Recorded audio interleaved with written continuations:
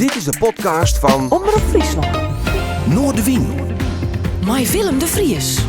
Kom verder.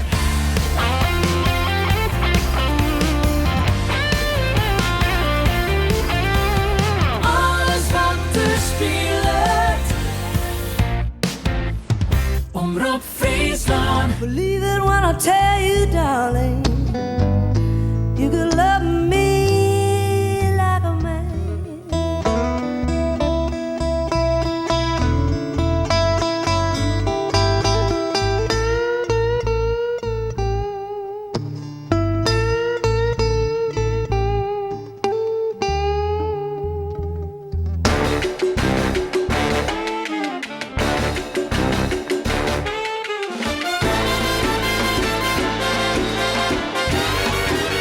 Dit is Noordewien.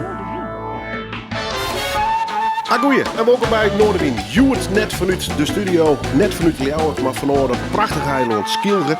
Gaat alles te krijgen met een gesprek wat met twee mensen nog in 2 delen, om het zo maar eens even nu te drukken. Hessel van der Kooi en natuurlijk Tess, want meisje beiden hebben een fantastisch verhaal geschreven op dit prachtige eiland. Een muzikaal verhaal, maar ook het verhaal van de Groene Weide. Maar dat verhaal is afsluiten. Hoe gaat het met hun? En hoe zien ze erop waarom? En vooral, hoe zien ze naar de toekomst? Dus ik ben heel blij dat ik hier bij Tess aan tafel zit mij. Hallo. Bedankt voor de gastvrijheid. Ja, gezellig dat je er bent. Hoe is het? Ja, heel goed. Ja? Ja, ik kan er niks anders van maken. Broest van het leven, van de energie? Ja, ander leven, ander soort leven. En in het begin was het natuurlijk wennen. En ik moet zeggen dat ik steeds meer mijn weg daarin begin te vinden. En ook ervan kan genieten. Van dat de druk eraf is. En dat we even terug zijn naar de basis. Ja. Dat is mooi, dat is een mooi ding.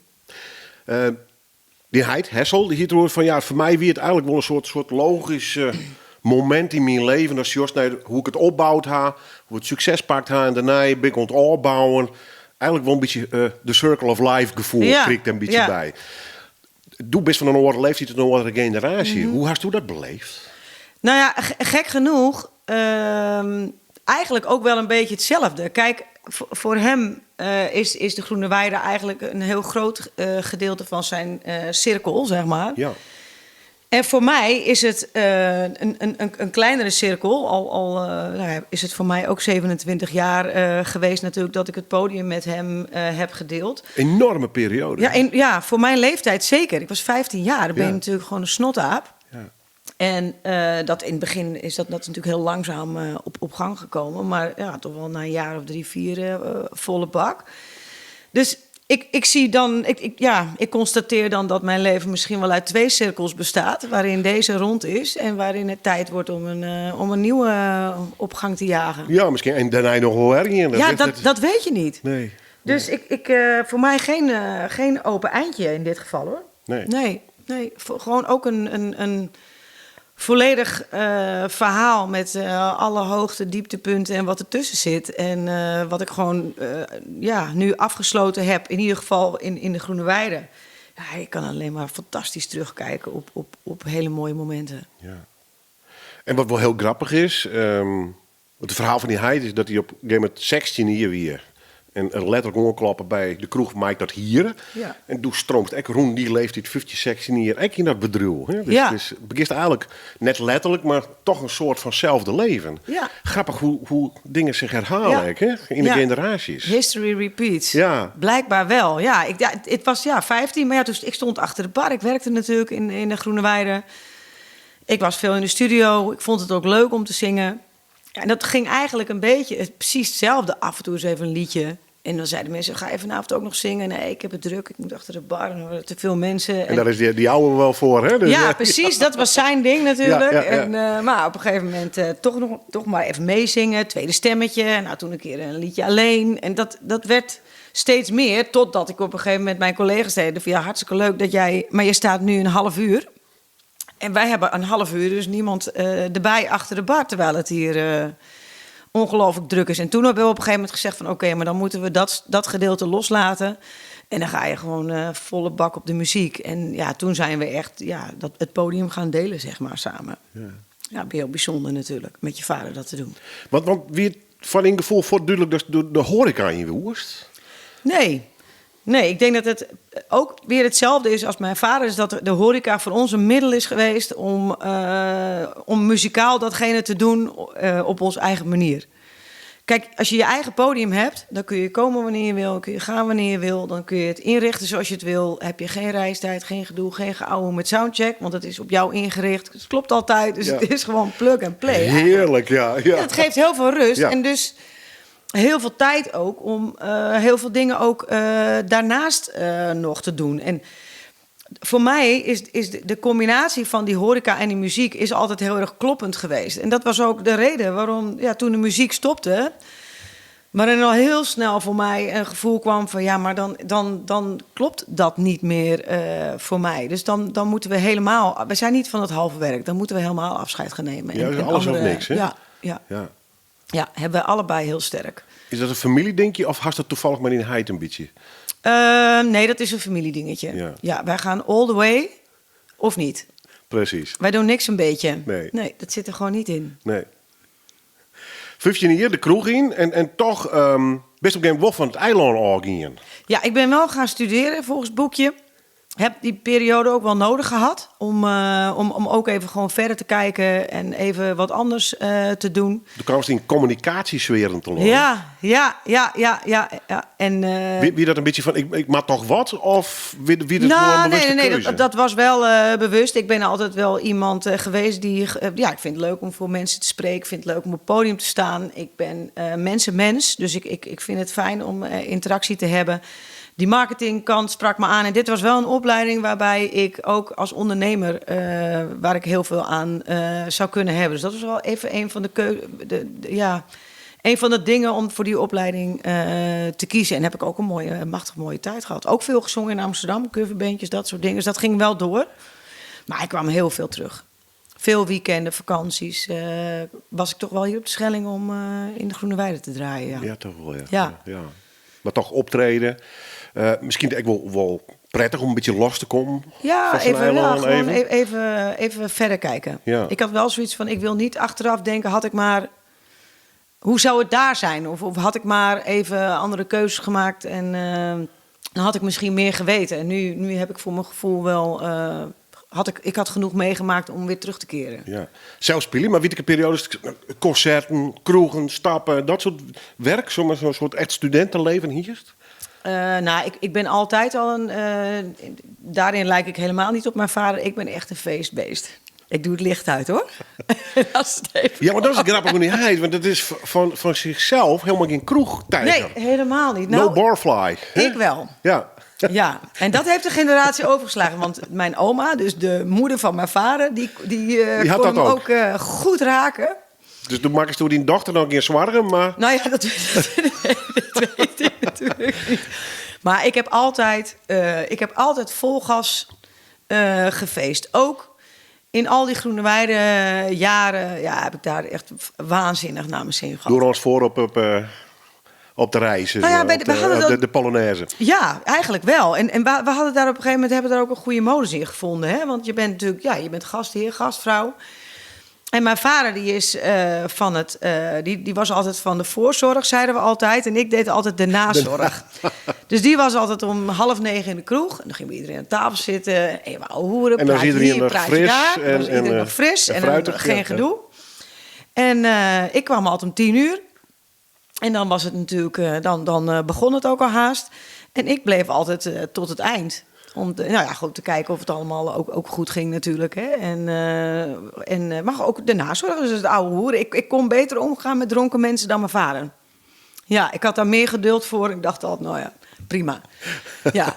En ik vond dat gewoon mooi. Ik heb heel erg genoten van het feesten en het tot het einde gewoon erbij blijven. Dus dat was een hele natuurlijk verloop van onze verdeling op de gemiddelde Hessel en Tessavond. Nou ja, en misschien klikt het onder oren dergelijk aan mij. Dat is toch gewoon net voor de voort nog eens. Maar dat mag natuurlijk in zijn samenwerking net haar. Nee. En op de een of andere manier... Al ben je heid en dochter, maar dan nog, kist toch voor de voort nog in. Ja. Nou, dat wordt ons ook altijd veel gevraagd. Van vliegen jullie elkaar niet in de haren? Maar wij hebben elkaar eigenlijk ook nooit in de weg gezeten. Dat bedoel ik, als je elkaar de roem te gunnen, Ja. dan irriteert het ook net. Hè? Precies. En als je niet in elkaar... Kijk, tuurlijk clashen wij ook wel eens.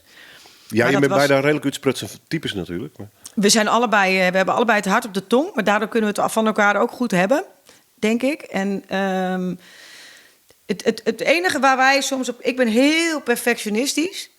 En zeker in de aanloop naar grote shows. Dat was bij mij op de tel en op de... Dan heb ik echt... Ik krijg een error als het niet precies gaat zoals we dat gepland hebben. Kist je nou wat inhoren naar oude mensen? Nou, bij mijn vader dus niet. Nee. Dan ga ik... En die is dus meer van het nonchalante. Hè. Die zegt, joh, dat is wel goed, joh. Kom maar goed, joh. Ah, joh. Ja, we bedoelen Die het is goed. zo, hè? Ja, we bedoelen het goed. Ah, joh, maar dit. Oh, joh, kom wel goed, joh. En joh, dat zie je, dat ziet niemand. Nou ja, dat ziet niemand. Ik zag het meteen, weet je wel. Dus daar konden wij wel... als het tussen ons wringt, dan is het... Daar gaat het dan. Ja. Maar goed, dat is denk ik ook...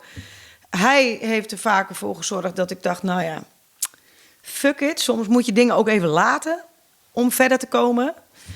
Ik denk ook dat zeker in de laatste shows, waarin die natuurlijk veel meer van mijn hand zijn geweest, dat we daardoor qua show en spektakel meer eruit gehaald hebben. Ja. Omdat ik hem toch iedere keer heb ik geprobeerd om een stukje verder te duwen. Van, als we het nou zo doen, dan is het helemaal perfect. Dan is het helemaal te gek. Ja, Dat, ja. mooi man. Dan begin ik voortnachts weer bij te stralen. Prachtig om te zien. We draaien muziek. Ik neem het altijd het horrorlistje. Dat slaat net op die smaak. Maar wel de vraag, wordt 4 plaat nu zie je? Nou, de meeste muziekliefhebbers komen met 50 gewoon. Ja. Dus ik snap het pijnlijke proces. En vind het stiekem ook wel heel erg leuk. Zeer, ja. Ja, keuzes. De kamers toen en we draaien het aan het begin van het programma met Bonnie Raitt. Fantastische blueszangeres natuurlijk. Met Love Me Like a Man. Een live uitviering ook nog. Ja, ik hou ervan. Ja, jou dat even het extra laagje. Nou, ik ben zelf een hele slechte studiozangeres. Het zijn eindeloze processen bij mij. Ik heb echt ik hoor de vibe van publiek in muziek. En dat vind ik het mooiste wat er is. En dat heeft Studio is klinisch natuurlijk, hè? Ja, dat is perfect. Dus je gaat steeds op zoek naar die perfectie. En, Nog beter. En in live kun je niet op zoek naar die perfectie. Want dan is het gewoon wat het is. Het is het nu. Het is het nu. En juist het randje. En iemand zingt anders met publiek. Er zit meer passie, er zit meer gevoel in. Ja, en Bonnie Raitt is voor mij gewoon het is echt een inspiratiebron geweest. Zo'n sterk wijf met ook wel een beetje zo'n fuck you mentaliteit. Ik heb dat ook altijd wel gehad. Ik dacht, oké, dit is mijn podium. Dit is mijn ding. Vind je het leuk, blijf je. Vind je het niet leuk, rot maar op. Ja, ga maar dat idee. En dat voel ik bij haar. Ja, dat is gewoon powerhouse. Ja, dat vond ik fantastisch. Toen ik in het beginjaar dacht ik echt, ja, maar zo moet je erin staan, denk ik. En dan dit noemer ik nog. Stoere titel ik nog. Ja. Van, Love Me Like a Man. Ja, precies. Kom op. Neem me even serieus, dat gevoel. Ja, maar ook gewoon echte mannen. Ja, je mag het tegenwoordig natuurlijk bijna niet meer zeggen. Wat het in dit programma maakt alles serieus. Het moet allemaal een beetje in between, maar dat is niet aan mij besteed. Ik denk alleen maar gewoon, huppakee. We zijn nou eenmaal verschillend. En ik vind dat eigenlijk het mooiste wat er is. Dat verschil. Goed zo, hou er zo. We beginnen naar de volgende plaat. Sinead Lohan. To Ramona. Ja, To Ramona is niet een heel bekend liedje, denk ik. Nee, ik hoor het net, heel eerlijk zijn. Nee, het is geschreven door Bob Dylan. Maar ik vind deze uitvoering vind ik heel erg mooi. Het is een ode eigenlijk, een ode aan de ouder wordende vrouw. En mannen die worden altijd mooi oud, hè, zeggen ze altijd. En vrouwen niet. Ja, ik ben het daar niet helemaal mee eens. En Your Cracked Country Lips, I Still Wish to Kiss. Dat vind ik, dat is de mooiste zin uit het hele liedje. De hele tekst is mooi hoor, daar niet van. Maar als ik kijk naar de huidige maatschappij en zie dat meiden van 2021 gewoon alles al vol spuiten met weet ik veel wat. De Instagram-generatie, het ideale plaatje. Ik liep laatst met mijn moeder door Amsterdam en toen zei mijn moeder, het lijkt hier wel Dukstad. En toen dacht ik eerst, ik zeg, waar heb je het over? Ja, ze zegt, ik zie alleen maar van die grote snavels hier rondlopen. Van die pruilmondjes. En ik, ja. Ja. Nou ben ik in de gelukkige omstandigheid dat ik een paar goede, volle lippen heb. Maar ik bedoel, ik hoop, ik heb zelf een opgroeiende dochter en ik maak me daar zorgen. Iedereen begint er een beetje hetzelfde uit te zien. En ik vind eigenlijk dat we veel blijer moeten zijn en veel trotser moeten zijn op het ouder worden proces. En ik denk bij elke rimpel van die heb ik gewoon fucking dik verdiend. Merk je toen in band? Want je zit, ik ben een boetesteender, ik kom van Versloon. En je denkt al gauw bij Vlieland, Terschelling, neem maar op, Texel, van dat zit lekker veilig op de rijlaan. Dat krijgt een hele protte net mee. Een protte wonen, je maakt televisie en internet natuurlijk, begrijp ik goed, maar een heel protte ontwikkeling kist ik nog wel een beetje van die oog horen. Maar wat is die gevoel over die nieuwe generaties? Nou ja, is het toch wel een hele protte dochter, Instagram en zo? Nou, en TikTok? Dochter die is 9, dus voor mij geldt dat. Dus zit hij al met haar neus in de smartphone of niet? Jawel, ja, tuurlijk, dat doen ze natuurlijk allemaal. Ja. Maar ik heb nog niet het idee dat daar al heel erg veel, dat die bezig zijn met uiterlijk. Maar dat duurt natuurlijk niet lang meer. Dat is geen ontkomen aan. Hè? Iedereen die gaat daar toch in mee. Dat is de generatie. Het is alleen, je ziet toch op Instagram alleen maar perfectie. Hè? Je gooit er een filter overheen. En ik probeer haar wel heel erg duidelijk te maken. Dit is niet echt, dat is niet echt, dat is niet echt. Want het is tegenwoordig nep wimpers, nep wenkbrauwen, nep lippen, alles. En vind ik zorgelijk, vind ik ook jammer. En dit nummer is juist zo van gaaf, mooi. Word maar ouder, maar blijf stralen. Op het moment dat iemand stralen blijft, dan daar zit volgens mij ook de echte schoonheid. Op het moment dat iemand niet eens meer kan lachen, wat heb je dan nog? I can tell you are torn between staying and returning back to the south. You've been fooled into thinking the finishing end is at hand. Yet there's no one to beat you, no one to defeat you, except the thoughts of yourself feeling bad.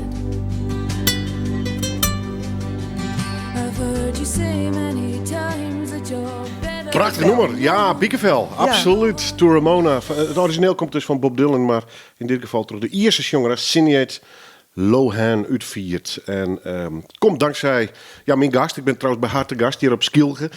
Tess van der Kooi. We kennen haar natuurlijk van De Groene Weide, haar carrière. Prachtig mooie cd op een gegeven moment heb ik uitgebracht. We hadden natuurlijk een beetje hoe het heet, maar ook hoe het verleden. Is dat heel natuurlijk gang op een gegeven moment? Van die heid had de kroeg, die bouwt dat op. Op een gegeven moment koost de hoorn achter de bar letterlijk. Begint wat mij te spelen. Maar er is ook een moment op een gegeven moment dat toen de grote shows organiseert. Die omslag, hoe je dat ging? He, dat heel geleidelijk ging? Ja, bij ons is alles een logisch gevolg op iets. Dus toch een beetje van, we zorgen wel wat er gebeurt. Ja, nou op een gegeven moment ook dat je denkt van ik ben daar klaar voor. Ja. En op het moment dat je ergens klaar voor bent, dan beginnen er vanzelf dingen te kriebelen. En wij hebben gewoon de neiging om, zeg maar, dat je... Nou ben ik er even af voor. Komt even iemand binnen. Ja, mem. Maar op het moment dat er bij ons, als wij het gevoel hebben, het wordt tijd voor, dan moet er ook iets gebeuren. Op het moment dat er bij ons iets gaat kriebelen, dan gaan wij over tot actie. Ja. En waarbij een ander misschien denkt, nou, er kriebelt wel wat, maar ik weet niet zo goed hoe ik daar handen en voeten aan moet geven. Of ik weet eigenlijk helemaal niet goed hoe ik dat moet doen. Hebben wij meteen zoiets van, huppakee, gaan we die banaan. Als dat er is, als het gevoel er is en het klopt en we zijn het met elkaar eens, dan gaan we gewoon, dan gaan we die stappen nemen. Ja. Een beetje het verhaal van ons leven, denk ik wel. Ja, dat is een instelling, dat is een houding, dat is een visie. Ja. Maar even vertaald naar de praktijk van het DIJs, een groot concert organiseren. Ja. Dat is een helft job. Ja, dat is een helft job, ja. En dan moet echt overal maar rekening mee horen. Ik bedoel net alleen wat er op het podium gebeurt, maar vooral wat er achter gebeurt. Ja. En wat er van tevoren gebeuren moet. Ja, nou ja. Binnen draaiboeken voor of... Nou, nee, want de tijd verandert natuurlijk ook steeds. Dus ook de manier van het organiseren van zo'n show, dat wijzigt ook. Hè. En dan hadden we natuurlijk wel de mazzel dat Piet Noorderbos, die dat altijd met mijn vader heeft gedaan in het verleden, dat die altijd bij ons is gebleven, zeg maar. Waardoor je gewoon een schat aan ervaring hebt en ook natuurlijk wel de standaard dingen hebt waar je aan moet denken en waar je rekening mee moet houden. Nou ja, dat is verschrikkelijk mee op die Noors gaan natuurlijk. Hè? Ja, maar dat angst is een slechte raadgever, denk ik altijd maar. Ja. En weet je, we hebben nooit rare risico's. We hebben altijd wel een gecalculeerd risico genomen. Even los van de corona natuurlijk, want die had niemand aanzien komen. Maar wel altijd wel een goed draaiboek gehad en altijd bewust geweest van datgene wat er kon gebeuren. En ja, dat zeg ik. Piet heeft ons wat dat betreft natuurlijk fantastisch geholpen. En met z'n drieën waren we wel goed, denk ik. Wat wie vindt jij de belangrijkste drijfveer daarachter om naar zo'n groot podium te gaan? Wat wie dat? Zelf erop stingen of just zou iets in beweging zetten? Dus ja, dat bedoel ik. Ja. Nee, dat zijn dromen die je waarmaakt. Ja. Niet meer en niet minder. Ik wil dat ooit een keer gedaan hebben. En dat zie je op een gegeven moment voor je. En dan merk je toch dat als je dat soort dromen wil waarmaken, dat je zelf de eerste stap moet zetten. En dan moet je dat gewoon met elkaar fixen. En wij gingen ook samen dromen. Dus wij zeiden ook, ja, hoe fantastisch als we dat gewoon een keer met elkaar, met z'n tweeën, met onze band natuurlijk. We hebben natuurlijk de gekke band, dat we dat ooit een keer mee mogen maken. En het staat ook allemaal, het is allemaal opgenomen, hè? Dat gaat nooit meer weg. Nee. En dat hebben wij meegemaakt. En het zit ik in die holle, de herinnering. Ja, dat hebben we beleefd. De geur, de emoties, alles. Echt de full Monty. En volledig naar de kloten gaan. Helemaal naar de kloten, ja. Echt. Want het is natuurlijk een sloper. Zeker als je alles ook zelf organiseert. Ja. Daarna, je gaat nog een tijdje hard op adrenaline. Maar er komt natuurlijk ook wel een moment dat je denkt, jeetje mine, wat hebben we allemaal omgehaald. Ja. En dat moest natuurlijk ook altijd in de winter, hè. Normaal gesproken is de winter altijd om bij te trekken. Ja, bij ons was het natuurlijk zeker naar die shows toe. Dan was je juist in januari, februari vol gas aan de gang. Ja, volle bak. Ja. En dan in maart, of eind februari of maart zo'n concert doen. En dan ging het seizoen weer in. Ja. Achteraf denk ik wel eens, Jezus, hoe dan? Ja, want die 22 hier, wie het? Ja. Voor mij bij die omflijn, of niet? Ja. Is er een soort rush in die herinnering? Of nou ja, als het voorbij is wel. Ja, als je er middenin ziet, dan ben je helemaal niet daarmee bezig. Maar ja, nu, omdat we nu natuurlijk wel zoiets hebben afgesloten. Dus er komt tijd. En ik moet wel zeggen, eerlijk, dat ik nu echt tot rust kom, dat allemaal wel voorbij komt. En dat ik wel denk, jeetje mina, wat is er al... Ja. Wat heb ik al veel meegemaakt en beleefd voor iemand van 42 jaar. Nou, en een unieke bom bij die heid. Ja, dat is heel bijzonder. Dat lijkt me heel bijzonder. Ja, 2 handen op 1 buik, echt. Ja, partners in crime, alles. Zo leeft het net, denk ik. Nou, dan denk ik dat het heel moeilijk is om zo lang naast elkaar te staan op het podium. Dan moet je wel echt een goede klik hebben. Want als je dat niet hebt, dan is dat denk ik niet te doen. Geloof ik niet. En muziek en nog eens muziek. Muziek, maar ook Groene Weide. Ja. Altijd veel mensen, veel personeel, veel mensen om ons heen natuurlijk. Ja, gewoon een heel rijk bestaan natuurlijk. Ja, met heel veel adrenaline hoogtepunten. Onderhoor ik het optreden. Kun je die eerste optreden nog herinneren? Of wie dat meer ik weet niet. Een half liedje even meedoen of zo? Ja, nou ik kan me gewoon wel herinneren dat die tijd... Ja. Dat ik dan elke dag een tweede stem deed. Ja. En ik kan me wel herinneren dat ik een van de eerste nummers die ik zong... dat was The Rose van Bette Midler. Dat soort dingen weet ik allemaal wel natuurlijk. En House for Sale van Margriet Eshuis. En Janis Joplin. Dat kwam later pas. Dat is natuurlijk vocaal wel even andere koek. Voor gevorderden, dat is wel, dan moet je wel even wat kilometers op de teller hebben staan... wil je die op een goede manier je strot uitkrijgen. Ja, toch niet op die listje, gewoon als eikpunt. Van... Nou ja, dat is, ik vind dat gewoon... dat is voor mij eigenlijk ben ik dat gaan doen toen ik echt ervoor ging. Toen het niet meer hobbymatig een beetje zo erbij... en dan is wel en dan is niet... Dat nummer is toen, en dat heb ik ook nooit meer losgelaten. Dat heb ik tot op het eind, is dat gebleven. Ja, en ook wel echt een nummer waar mensen altijd vroegen van... je gaat toch wel Bobby McGee doen? Ja.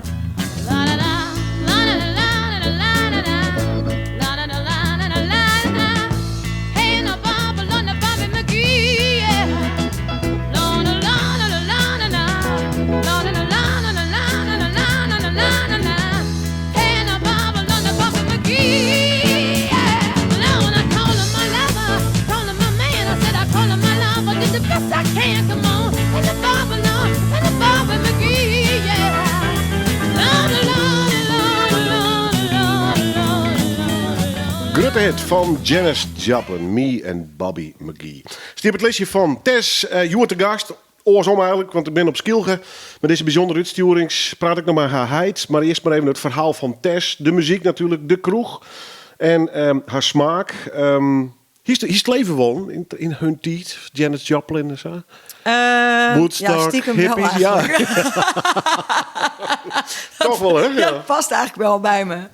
Gewoon de Nou wereld ja, aan dat zich. zei ze. I like to party. Nou, dat, hier in Ja. 60, 70 wie het feestje wel Het aan, lijkt hè? mij wel, gewoon Ja. de wereld aanzien voor een skippiebal en denken, gaan we die banaan. Ik Dat denk wel, dat we hè? tegenwoordig toch wel met meer dingen te maken hebben dan... maar ook gewoon de vrijheid. De onbevangenheid, denk ik. Hè? Ja, onbevangenheid. Het had en, haar leven kosten, maar... Ja, ik wou net zeggen, daar ben ik dan weer niet zo jaloers op. Nee. Maar dat gevoel van dat de ultieme vrijheid, weet je, alles kon, alles mocht. Ja, en dat is nu natuurlijk gewoon wel even anders, hè? Zit dat in elkaar? Dat kun je wel stellen, ja. Al heb ik wel het gevoel dat de Groene Weide altijd wel in zekere mate een Woodstock is gebleven. Ik denk dat er weinig plekken zijn waar zoveel verschillende leeftijden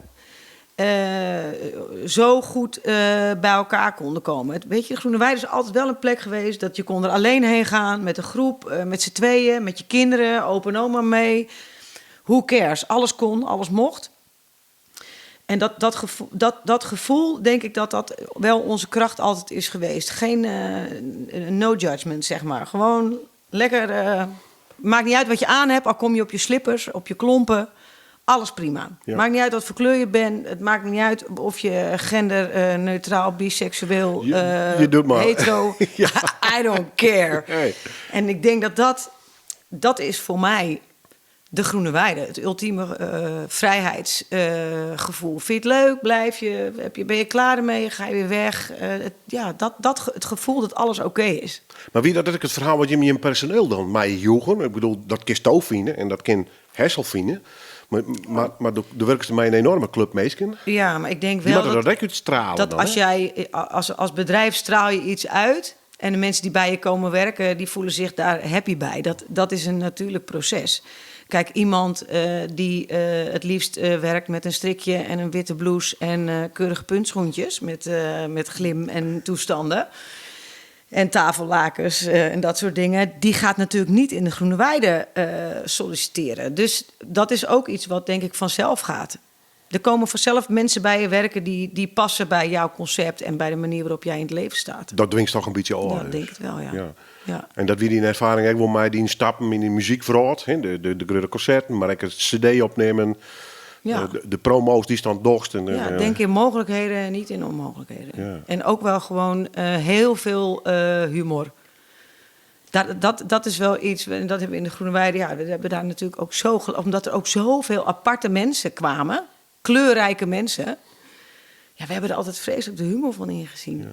Ja. Prima als je anders bent. Juist leuk als je gekke ideeën hebt of iets raars hebt. Of, wat dat betreft hebben we natuurlijk zoveel idiote mensen al voorbij zien komen. Nou ja, en vaak wil ik wezen, vakantiegongens, en dan mij het ook even nog was, hè? Ja, En mensen gunnen het zichzelf dan ook. Maar dat Ja. kom je hem natuurlijk in zo'n... Het is het mooiste wat er is. Hè? Ja. Dat je ergens heen kan en dan vergeet de dagelijkse beslommeringen van het leven Ja. kan vergeten. Ja, Ik denk dat even grenzeloos. ja, gewoon, en what happens on the island stays on the island. Nou ja, dat gevoel, ja. We hebben natuurlijk wel wat beleefd. Ja.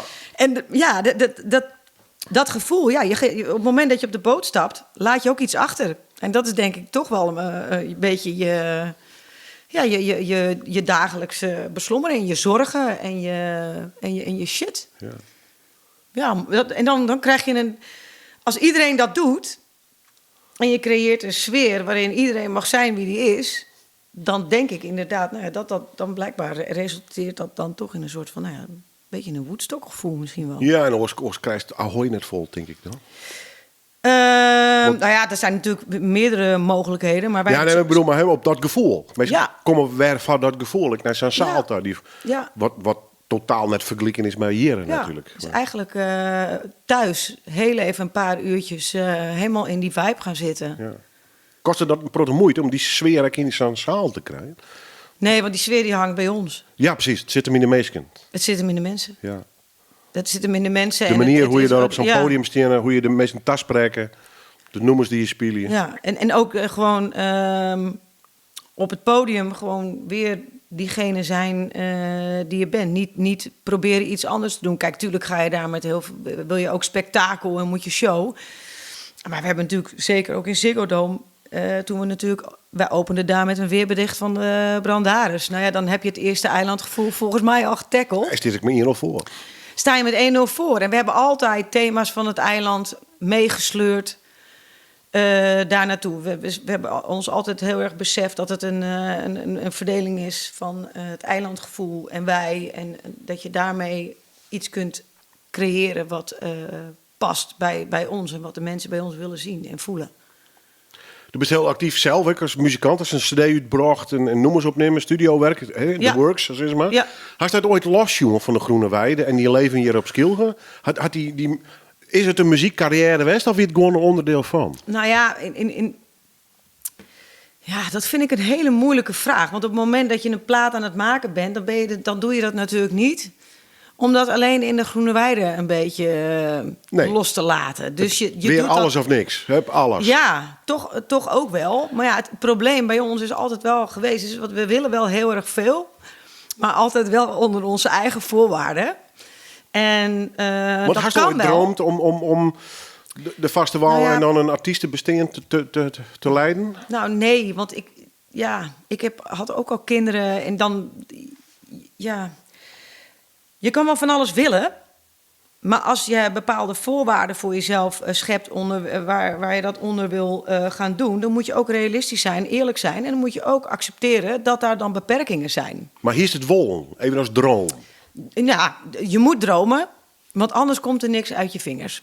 Je kunt niet denken, ik ga een album maken... en dat doe ik dan voor zo'n doelgroep... of dat doe ik dan voor op die manier. Nee, je gaat een album maken en met het idee... ik hoop dat iedereen het mooi vindt. Ja, tuurlijk. Totaal onrealistisch, maar zo moet je wel een album gaan maken... want anders kom je überhaupt niet van de streep. Hoe makkelijk is het trouwens? Skreust hoor Linner, die is het met Hessel, met oren. Ja, schrijven doe ik voor het grootste gedeelte alleen. Echt En, oldschool pingelen op een gitaar. En, Nou, ik moet heel eerlijk zeggen dat ik dat dus out of the blue... want ik speel niet echt een instrument. Ik heb er ook heel erg veel lol om gehad met mijn band. Want ik zong het gewoon in op mijn telefoon. Uit het niks. Zonder instrument. Ik heb al mijn hele album... daar heb ik de draft zeg maar nog in mijn telefoon zitten. En dat is... Als aandenken ook nog. Ja, Nou ja, nee, omdat het ook gewoon super grappig is. ja. Want het is de toonsoorten, alles is gewoon wel ongeveer hetzelfde gebleven. Er zit alleen geen arrangement, niks onder natuurlijk. Nee, ik kon er maar nog een band omheen. Ja, Maar, ja. En Kees Braquet heeft ook wel voor mij heeft ook wel nummers geschreven die ik gebruikt heb. Maar ik heb zelf, zeg maar, wel bijna alle muziek, de basis, zeg maar, gecreëerd. En dan eerst even iemand met een pianootje erbij, gitaartje. En dan rustig opbouwen. Rustig opbouwen from scratch, zeg maar. Ja. Ja, gaaf proces hoor. Heel leuk om te doen ook. Ja, Ja. ik van een perfectionist, dus. Nou ja, dat is dus dat is wel mijn manco, is wel studio. Want dan het kan ik een enorme dan houdt worsteling wijzen, hè? het, ja, maar het houdt niet op. Nee. Je kunt steeds weer opnieuw. Je kunt steeds weer opnieuw. Dat is, nou ja, wanneer is een schilderij klaar? Ik heb geen idee. Ja, wanneer is een liedje klaar, weet ik ook niet. Nee. Nou, toen zei ze, het is clear. Ja, Ja, maar ja, dat is bij mij... ik heb nog steeds best wat muziek liggen... waarvan ik nog gewoon door puur niet tevreden nog. Nee. Ja. 180 jaar geleefd, Give Ja. It Brian. Nu al. Ja. Zeker weten. Kun je je nog herinneren dat dit skreust? Ja. Begon het mijn tekst of wie het is de melodie? Ja, dit was echt de tekst waar het mee... Ik begin altijd met de tekst. Ja. En dat was eigenlijk voor de hele coronaperiode. En toen kwam je op een snijdermorgen uit bed. Toen dacht ik, zo, ik heb 180 jaar geleefd. Ja, nou ja, als ik dan even zeg maar... je hebt soms gewoon van die besefmomenten. En volgens mij hebben we toen net besloten om naar Ahoy te gaan. En dat je dan krijgt zo'n besef dat je denkt... jeetje Mina, wat ben ik eigenlijk bevoorrecht? En wat maken we veel gave dingen mee? En wat hebben we al veel doorstaan? Want ja, zo'n carrière met zo'n kroeg, daar heb je natuurlijk heel veel hoogtepunten. Maar er zijn ook gewoon hele zware momenten als ondernemer. En ik kon maar één ding constateren. Van ja, mochten we ooit de 90 halen, dan hebben we 180 jaar geleefd. Ik denk dat dat ook echt zo is. Ik denk dat mijn vader wel op 380 zit, als ik kijk naar wat hij heeft meegemaakt. Ja, dan heb je het goed gedaan, toch? Volgens mij hoor je het, ja. Maar kijk, was er van verwachters. Maar leef het leven zoals het geleefd moet worden. Ja, en wel gewoon gas op die lolly. En Harry de Ruud wat erin zit. Ja. Op Ik 100 ben wat punten. clichés, maar ze ben wel heel erg het is, lief. ja, het is wel waar. Ooit de 90 halen, dan hebben we 180 jaar geleefd.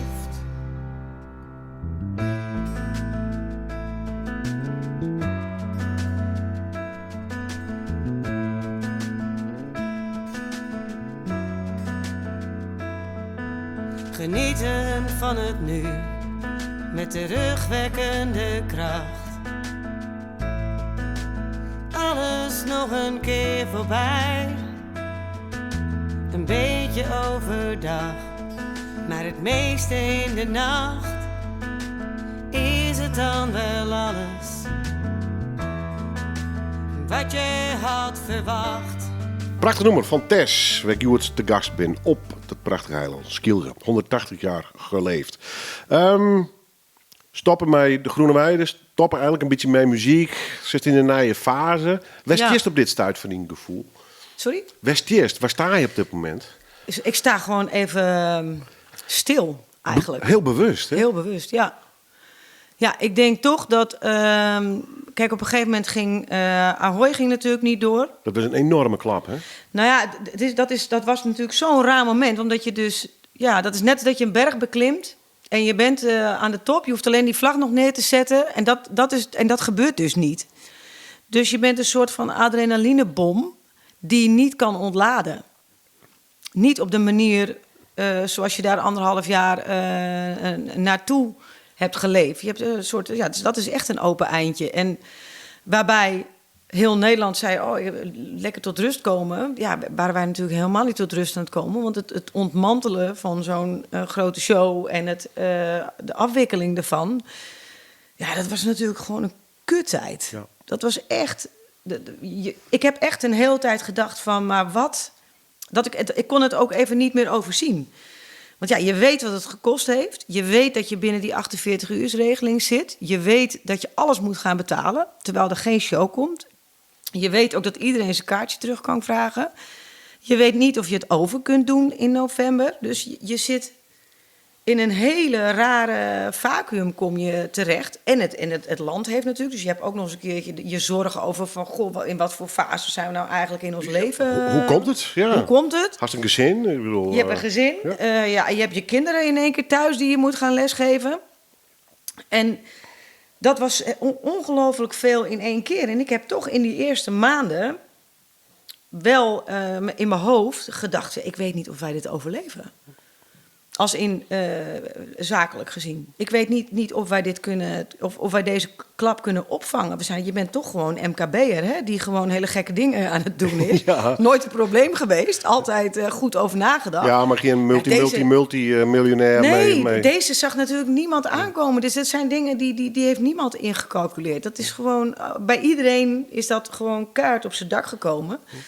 Ja, ik weet wel dat in die periode dat je dus en je kinderen thuis en wel echt iets te verwerken en nog proberen om het ook financieel tot een goed einde te brengen. Dat was veel tegelijk onder één dak. Dat was een heftige periode. En ook dat je het niet weten hoe lang en waar naartoe. En ook je personeel die ook willen weten, maar wat nu dan en hoe komt het met ons? Dus dat is, ik heb niet vaak in mijn leven zoveel ballen hoog moeten houden als in die periode. En dan ga je natuurlijk nog een keer open en dicht. En ga je wel weer open. Eerst mochten we niet zingen, toen mochten we in één keer wel optreden. 100 mensen binnen. Nou, kom je ook ineens in een hele andere wereld terecht... waarbij de ene helft van de mensen vindt dat de andere helft van de mensen niet meer mocht zitten. En de andere die vond iets van die ging te dicht bij zijn tafeltje langs. Terwijl de Groene Weide altijd plek was met zoveel tolerantie, werd het ineens ook allemaal ingewikkeld. Dus mensen gingen raar op elkaar reageren. Raar Zagrijnig op ons natuurlijk, regeltjes. narrig. Ja. En boos en geïrriteerd. Want iedereen had natuurlijk zijn eigen interpretatie van al die regels. Nou, je mag best van me weten dat ik heb überhaupt daar nooit een interpretatie van gehad. Ik heb het altijd idioterie gevonden. Ik heb nooit begrepen dat het zitten op een stoel of staan, dat een leven of dood kwestie kon zijn. Nou, het kwam natuurlijk weer met het scannen. En de een die vond dit en de ander vond dat. Het ging natuurlijk linea recta tegen mijn gevoel in. Ik ben echt een vrijheidsstrijder. Ik heb nog nooit iemand buitengesloten. En in één keer word je geacht om mensen in categorieën te zetten en mensen buiten te sluiten en mensen op te wijzen op dat je moet gaan zitten en jij moet dit en jij moet dat. Nou, ik denk dat vond ik echt het verschrikkelijkste wat was. Plus, dat denk ik, in zijn proces, ik begin te viel, het glipt niet door de vingers. Ja. Het hele idee achter Groene Weide, Ja, bijna het hippiegevoel. Hè? Ja. Maar dat is want. Ja. Dat viel, denk ik, kijk ze met zijn show wel komt van Ja. dit komt niet goed, denk ik. Nee, dit komt niet goed. Dit is groter. Ja.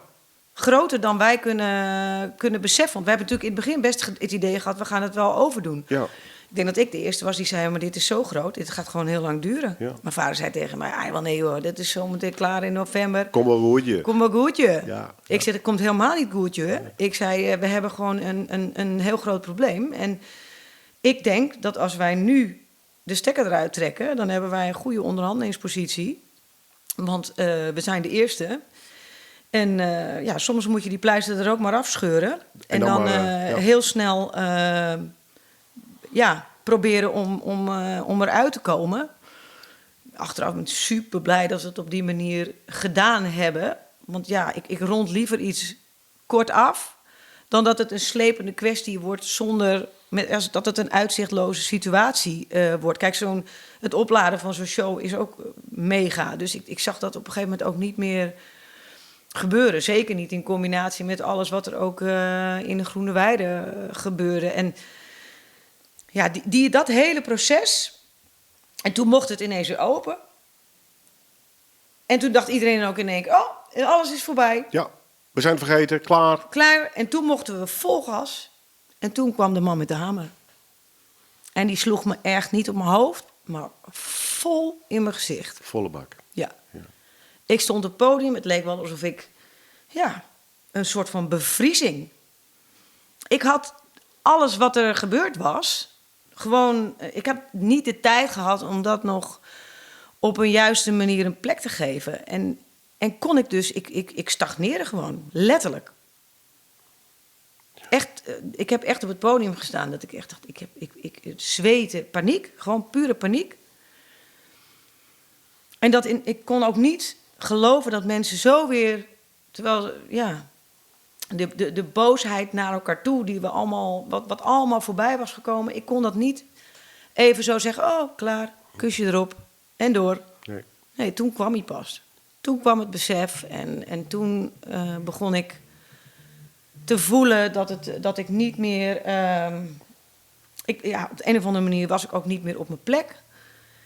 En toen voelde mijn vader dat, denk ik, ook wel. En het was ineens, klopte het niet meer. Het was gewoon oer. Het was oer. Het was over, ja. Ja, het was over. En dat was wel een hele verdrietige constatering natuurlijk. Nou ja, geen grote show in Ahoy. Het Groene Weide, werd je mij vertrouwd en getrouwd binnen, bij wijze van spreken. Ondertussen heb ik zei, dat is jong, mijn muziekcarrière, hoe staat dat in schaals, maar dat is ook wel even klaar. Ja.